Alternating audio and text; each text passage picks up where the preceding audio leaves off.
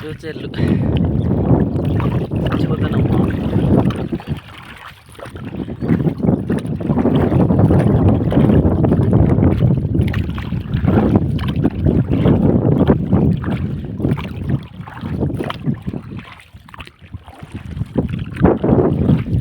ఇది వచ్చేసి ఎల్దొండ రిజర్వాయర్.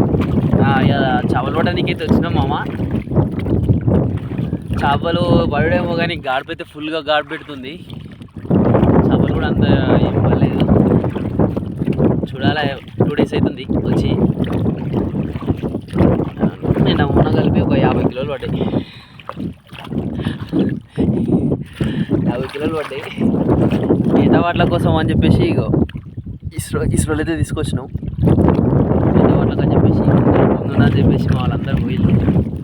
నేను కూడా మెల్లగా పోతున్నా.